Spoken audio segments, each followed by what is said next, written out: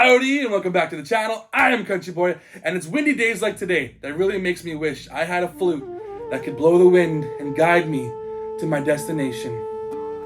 Do I wish I knew where I was going. I'm forever lost on a sea of tranquility and imagination. And what the heck am I talking about? Man! Oh, I know what it is. I was playing with this guy right here, Jin Sakai from Ghost of Tsushima, made from the people at Spin Master.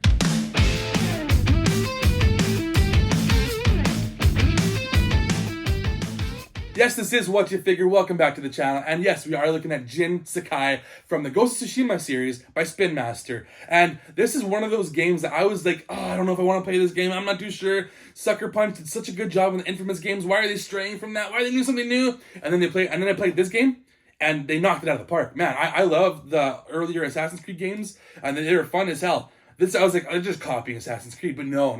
It's not just a copycat. It's an open world game for sure, and you do about a bunch of assassinating and all that stuff. But it's got so much more going for it. It is such a nuance. The weapons you use, the storytelling is just done so well, and that combat, my favorite combat in probably any game ever. I know it's probably some big words because there's so many games out there that have great combat. This game tops it. I'm telling you right now, best combat ever. But that's enough about the video game. Let's get to looking at the packaging. And boom, here we have the packaging for Ghost of Tsushima's Jin Sakai, a 6-inch figure with 32 points of articulation, looking awesome. Similar packaging as your God of War ones and your Aloy one with the white and then the blue background, very similar. Then you got the image of Jin Sakai right there from the video game. Go to the side here and it shows him and all of his accessories that he comes with as well too. Go over here, you got another image, a bigger image of Jin Sakai from the video game. Bunch of gobbledygook down there. If you want to go ahead and read that, go right ahead. And then you got an actual image of the video game packaging right there. Triangle, circle, cross, square, the shapes collection. Again, Ghost of Tsushima, everything's looking really good, looking awesome. Go to the top, nothing there. Go to the bottom, nothing there. Worth reading anyways, but that's going to do it for the packaging. Nothing left to do but to get into the packaging. And straight from the shores of Tsushima, we have Jin Sakai. This is a pretty cool figure. He's a pretty cool figure, but I won't lie. He is missing some things. There are some things they could have added in here to really add to this character because he does a lot in this game.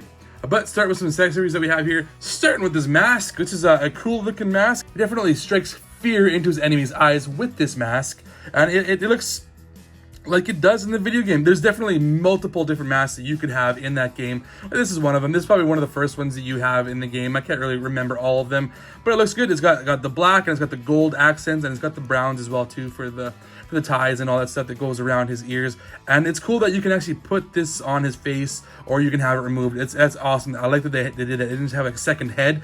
They actually gave you a mask. They could have maybe added some helmets or some hats, which is another thing they had in the game. Like one of my favorite helmets was the one with like the big antlers. Totally awesome. You get it way later in the game, but it looks so cool. That's something they obviously didn't have here. They didn't put any hats on this guy, and it's not necessary. But maybe an accessories pack would be nice in the future. You know, maybe we could add some extra weapons as well too. Because what else I noticed that we don't have is a bow and arrow. We don't have a bow and arrow with this guy, and he definitely used a bow and arrow quite a bit in that game. He does have his throwing daggers right there. You kind of see affixed to his character. But let's look at this sword we have right here as well too. So a really cool looking sword. It's got a cool sheath that it goes into. Got the awesome handle right there. Definitely like a Japanese samurai sword, or that's what you would call it, a katana. Everybody knows what a katana is, right? I love the look of this katana. It is got the white wrapping, a bit of a black with the diamond look inside there. Got a cool hilt. Got the gold right there on the top of the hilt. The silver going with the actual blade itself. Looks really awesome. And then the actual sheath itself looks really cool with the simple black, but it's got like the silver and awesome like almost like a cloud design going on with the bottom here. And then really like it's got the family sigil right there that he has. That he also has on his cape as well too, that he wears. Really awesome. I love that they did all that. That is so cool. And then we'll look at the actual character himself, Jin Sakai. So as you can see, he's got lots of detail going on. This is more of the black outfit that he wears in the game, with hints of gold, as you can see, and brown and some greens. But really well detailed. This is really well done. I like the level of detail on this guy. Fantastic. And he's got, I guess he does technically have a hat there. He's got like a bandana or a you know, a band going across his head. Got his hair kind of sticking out. That's awesome. I love the little bits of like hair just coming down. It's nice, soft, rubbery plastic there, and you can see he's got that 5 o'clock shadow that he has in the game as well too. Love that they did that. That's awesome level of detail on this guy. He looks really well done. Got like the different tones in his skin, and he's got his eyes, awesome, beautiful eyes. Love the hair, awesome. Of the hair going on in the back there as well too. The bandana he's got going around, just really well done. And as I said right there, you can see there's his family crest, family sigil going on there on his cape, or whatever you call this, a scarf, whatever this is. It blows in the wind so you know which way to go. And then he's also got extra blades. So he's got this smaller blade right here. Does not come out. It is just for looks as part of the design. As is this. Does not come off either. It does not come out of the hilt. Just stays in there. Oh, that came off. Oops, that came off. That's fine. That's supposed to come off. It came off when I took it out of the packaging anyways. So just showing you right there, this comes off. You don't need to have it on there. As well as this scarf that he has right there. So if you wanted to, you could remove this scarf. But I like the way it looks. It looks really awesome. So this easily just slots into the hole on the back there pretty easily. Nice and flowy, really easy to move. And while we're here, let's take a look at his articulation. So the head will go back about that far and then forward that far. So the neck moves as well too. So he's got good movement with the neck and the head, really well done. And he's a very articulated character in the game. He's very agile, very stealthy, does a lot of climbing, does lots of killing. Awesome game. I'm telling you right now, play that game. But head movement, continuing with the head movement, the head goes side to side and spins all the way around. So I would love some accessory packs. If you got different heads, different masks, different hats, that'd be awesome. The arms go up about that far, really well done. He does have a butterfly joint. Maybe not quite, but he's got a good move. I think there might be a butterfly joint. I can't quite tell. It's really good movement though, either way. And he does have a bicep swivel right in there. Also does have good movement around the whole shoulder as well too, so good movement. Then he does have a single jointed elbow. Yeah, single jointed elbow. So that's another thing that they could be doing, the Spin Masters, making double jointed elbows. They don't really need to, but if you really want to have that awesome articulation, you do that double jointed elbow. And then you also have a good wrist articulation there. And then does he go forward and back? Which way does his wrists go? The wrists, can't really tell which way the wrists move. If they move forward or back, I cannot see. That is strange. They can't even tell that. Where'd they go? Did they even move? It might just spin. It might just be plain old wrist.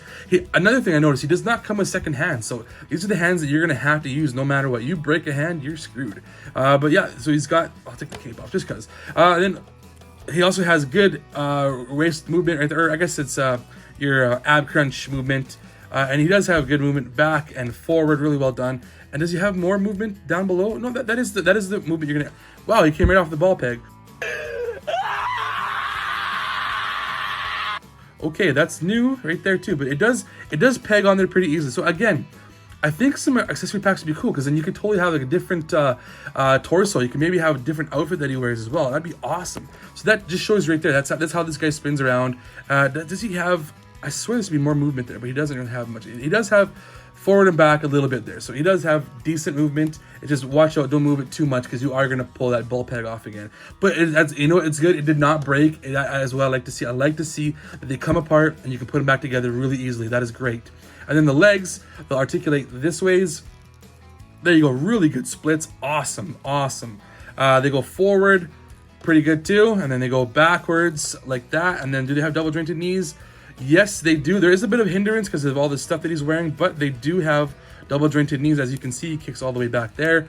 Really well done. Looks a little bit odd there because he has the pants kind of have like a hole there to where his knees should be. It looks a little bit odd.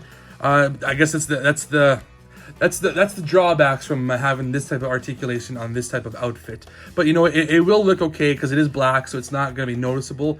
So then you also have no boot cut. And there's no thigh cut either, but there is good movement at the top right there. And then you also have the toe articulation, the ballerina pose right there. There's your ballerina pose right there. and then you can go up like that. And then you also have a rocker back and forth as well too. So he's got really good articulation. What was it, 32 points of articulation this guy had, I think it said. So really well done. Not as good as my Atreus, so hit 33. And a little bit better than Kratos, which I think had 31. But nobody can beat that Aloy, because she had, I don't know, was it like 64 or something like that? Maybe I might be making that number up. Go ahead and check that review. See what I said back then. But that is going to do it for the articulation. Next, let's do some comparisons with some other figures that I have in this collection as well.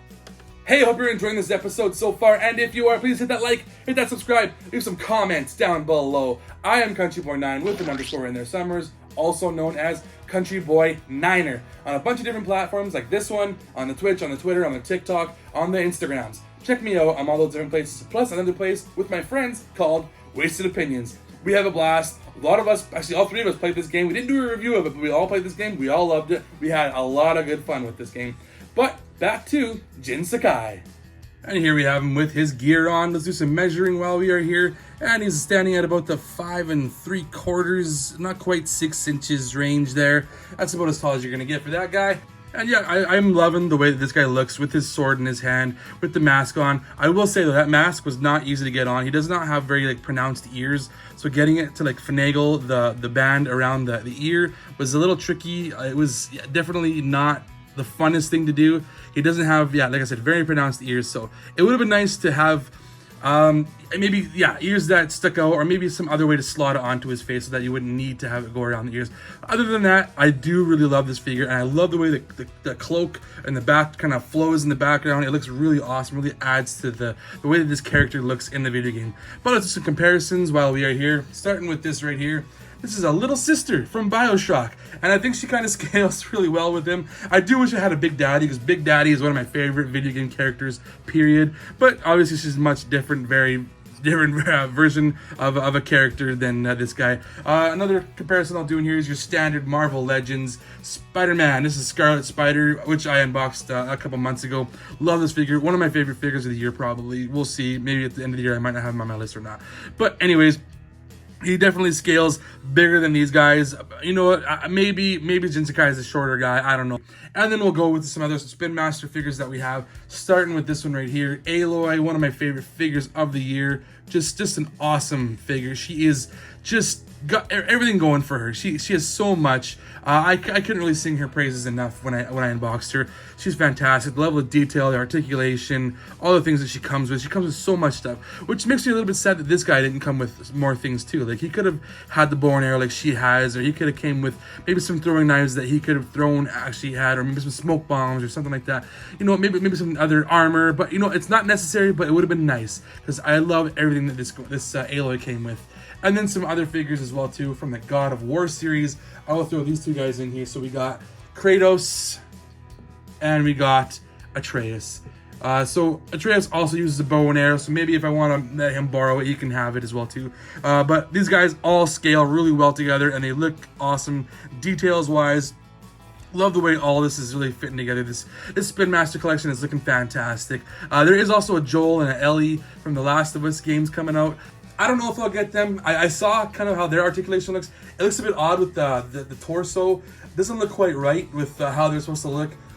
It's a choice, obviously. I don't know. Maybe I will in the future get them. It's not bad. The price for them for a 2-pack is not bad. I wouldn't mind getting them, but I'm not in a rush to get them. So we'll see what else they come up with for the PlayStation collection here. But that is going to do it for these guys. That's going to do it for this comparison. I hope you enjoyed it. If you did, please hit that like, hit that subscribe. I would definitely appreciate it. But I am Country Boy, and I put the sass in Sarsaparilla. And as always, be sure to let me know what you figured.